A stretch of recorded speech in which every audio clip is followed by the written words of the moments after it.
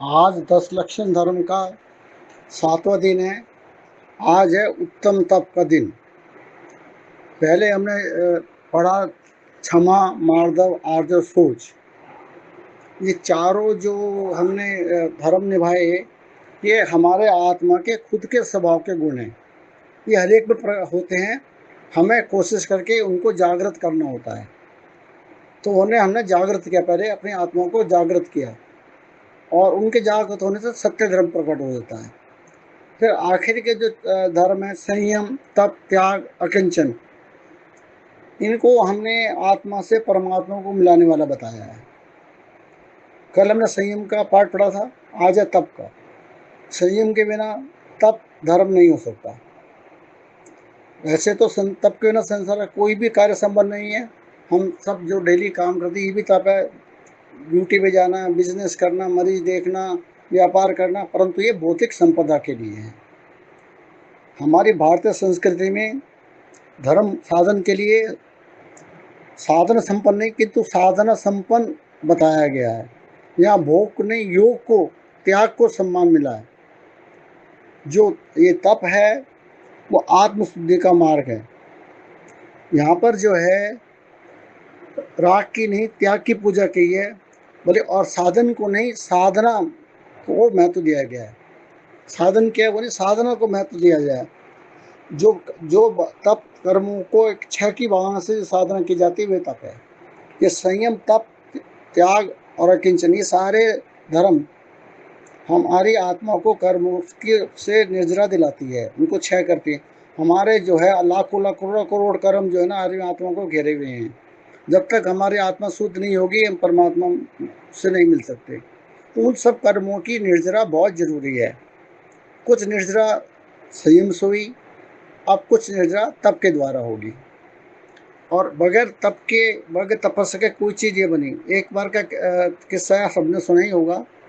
एक बार मटके में और मिट्टी में हो गया कि भाई तू तो सिर पे चढ़ के चलता है और मैं पाँव के रौंदी जाती हूँ, ऐसा क्यों होता है?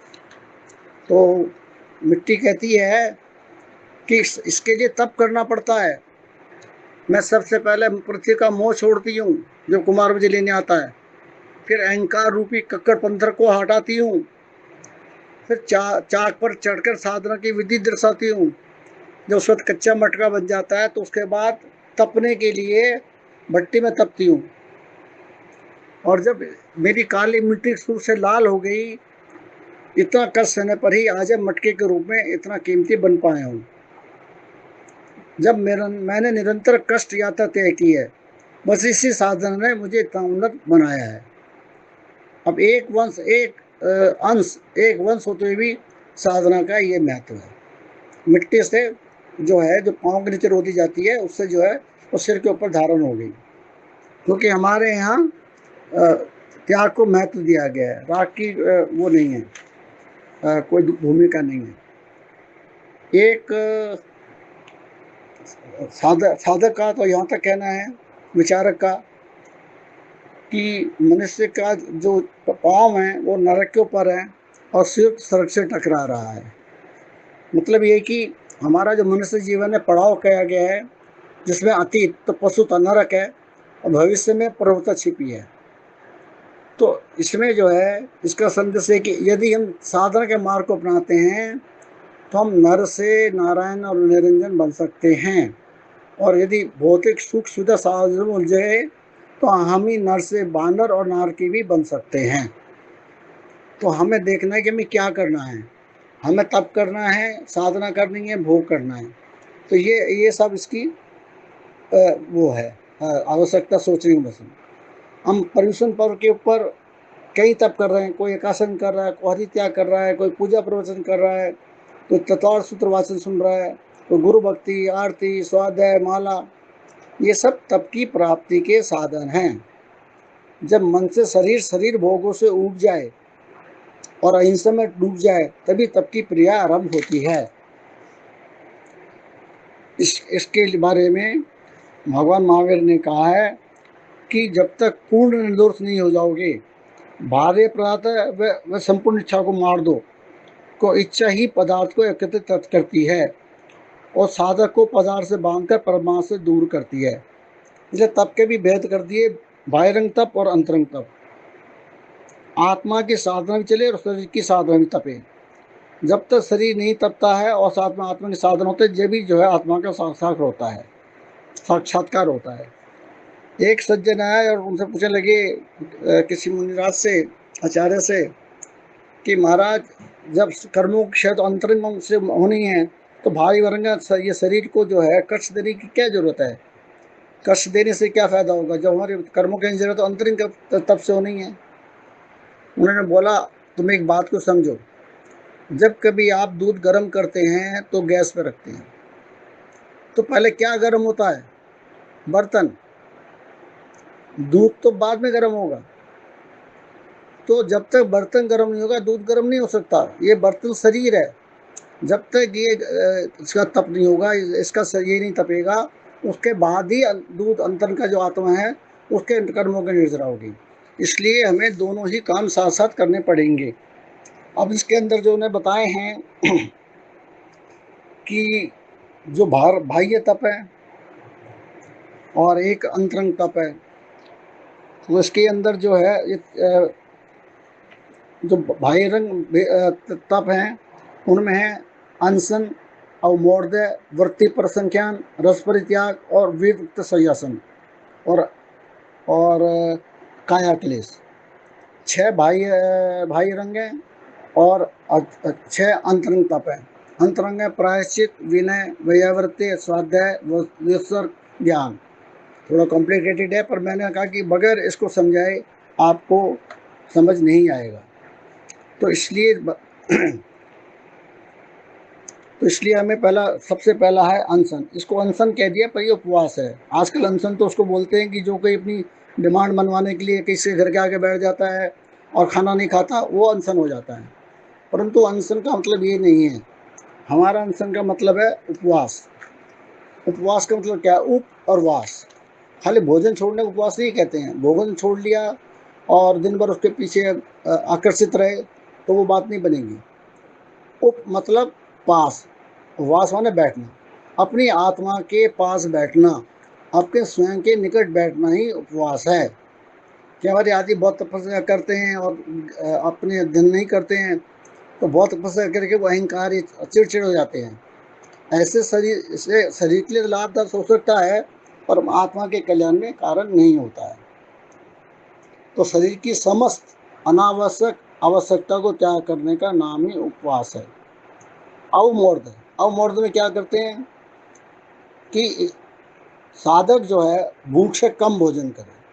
सामग्री सारी अवेलेबल है, आप घरे जा रहे हैं तो आपके 36 तरह के व्यंजन रखे हुए हैं, पर आप उसमें कुछ व्यंजन छांट के और सीमित मात्रा में व्यंजन करें, जिससे खाली आपका शरीर को ऊर्जा मिलते रहे और आप तपस्या करते रहें। तो इसको कहा जाता है कि सब कुछ अवेलेबल होने के बाद भी अपनी इच्छाओं को रोकना और भूख से कम भोजन करने को जो है ये अवमूर्ध किया जाता है। एक है व्रत परिसंख्या तप। तीसरा, पहले तो हमने बताया कि आप उपवास करो, फिर कहा कि आप कम खाओ। अब कह रहे कंडीशनल खाओ, कोई ना कोई कंडीशन लगाओ कि ऐसा होगा तो ऐसा खाएंगे। इसमें भोजन पूर्ण उपलब्ध है, शरीर भी मांग कर रहा है, तो परीक्षक साधु अपनी कर्मों के क्षयों की परीक्षा करता है।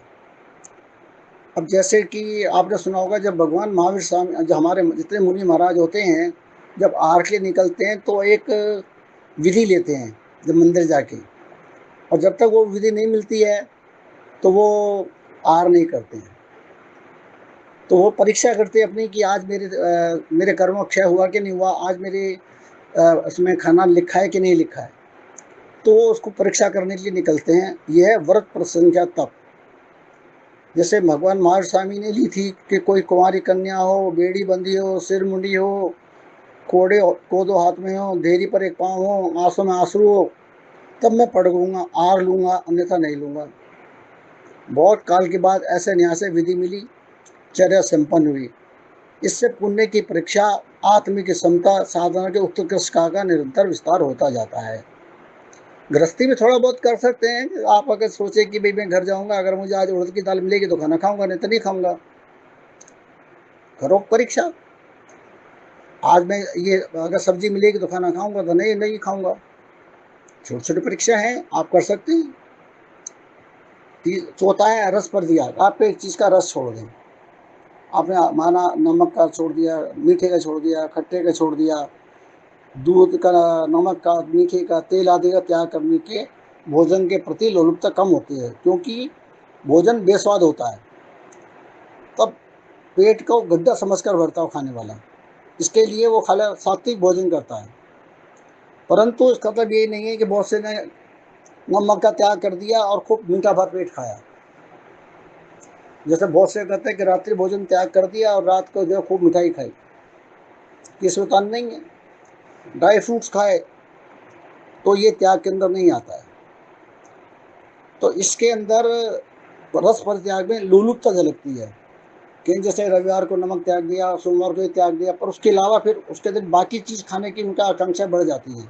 अगर ऐसा है तो परित्याग के उसमें नहीं आएगा। एक है, अगला है विविक्त संयासन, 5वां नंबर। इसमें 4 प्रकार की संज्ञा है: आहार, भय, मैथुन, परिग्रह। आहार संज्ञा पर विजय प्राप्त करने पर मैथुन परिग्रह संज्ञा पर भी विजय प्राप्त किया जा सकता है। अब इसमें किस लिए बताया है कि अगर आप एक जगह हैं, सब स्थिर हैं, तो आपका मन बाह्य पर्वतों में अटकने लग जाता है। उस भटकाव अटराव से मुक्त होने के लिए आचार्यों ने कहा है कि आप अपना आसन का तरीका बदलो। कभी जंगल, पहाड़, गुफा, चैत्यालय, एकांत कमरे में अपरिचितों के मध्य वास करो और स्वयं के निकट पहुंचकर स्वयं से वार्तालाप करो, ताकि तुम्हारा परमात्मा तुम्हें मिलने की उत्सुक हो जाए। एकांतवास का अर्थ मित्र, मोहल्ला, नगर से देश नहीं, अपितु भीतर की भीड़ से मुक्ति है। उसके बाद है काय क्लेश, ये भी भैरन का है। इसमें आपने मुनियों को देखा होगा, वो कितने कितने परिश्रम के साथ बाधाओं को सहते हुए, मानव प्राण की उपेक्षा करते हुए, कष्टों को सहते हुए शरीर और आत्मा की भिन्नता की साधना करते हैं।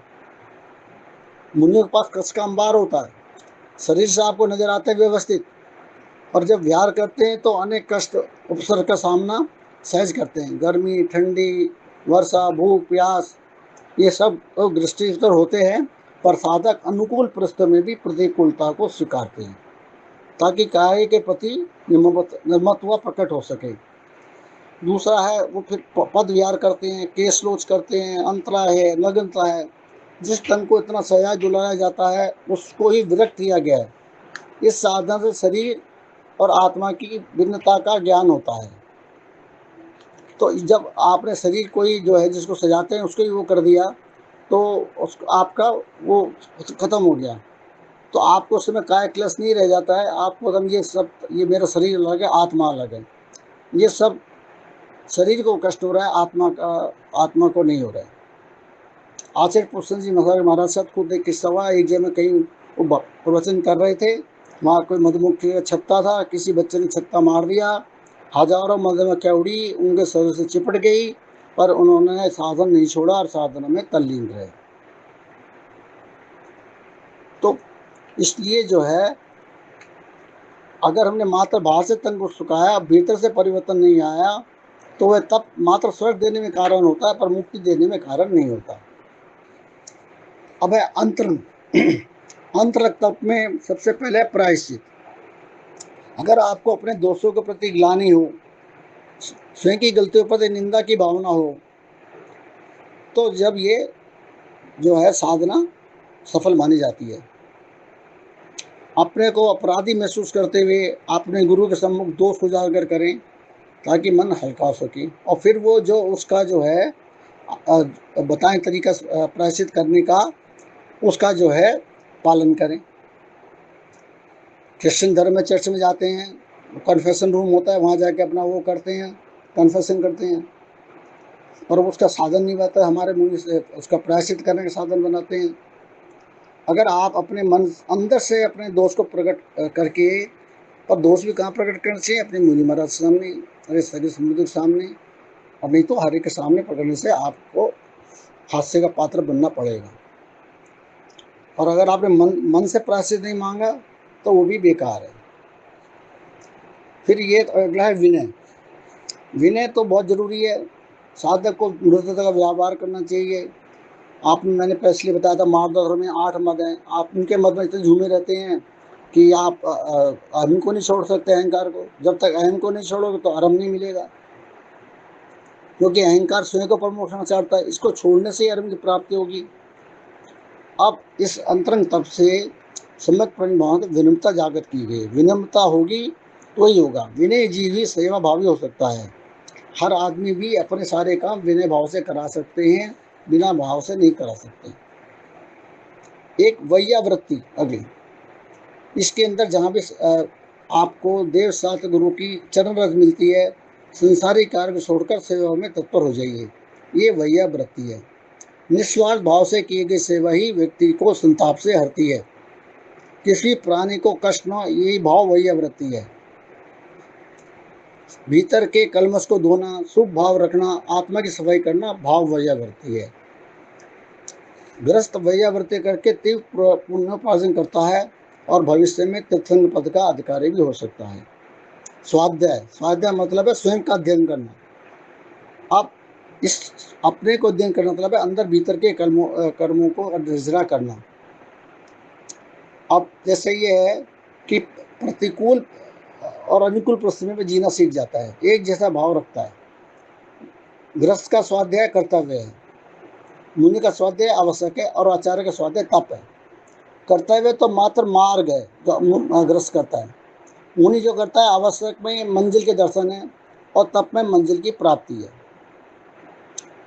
अब बहुत आदमियों ने बहुत ये शास्त्रों का अध्ययन कर लिया, बड़े बड़े पंडित बन गए, और जो शास्त्रों कंठस्थ करते हैं वो पंडित होते हैं, हरदस करने वाले संत होते हैं। आचार्य प्रसाद जी कहते हैं कितना खाया ये महत्वपूर्ण नहीं है, कितना पचाया ये महत्वपूर्ण है, कितने ग्रंथों का स्वाध्याय किया महत्वपूर्ण नहीं है, कितना अपने आचरण उतारा ये महत्वपूर्ण है। व्युत्सर्ग, व्युत्सर्ग जो है अगला जो है छठा 5वां अंतरंग है। इसमें शरीर जो है शरीर की मांग को पूर्ण उपेक्षा कर देते हैं। शरीर के साथ कौन क्या व्यवहार कर रहा है इसका न भान ही नहीं होता।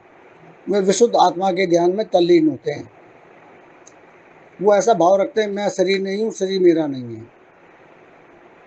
जो इस तरह के विचार रखता है वो साधक निडर होता है और साधक को व्युत्सर्ग तप होता है।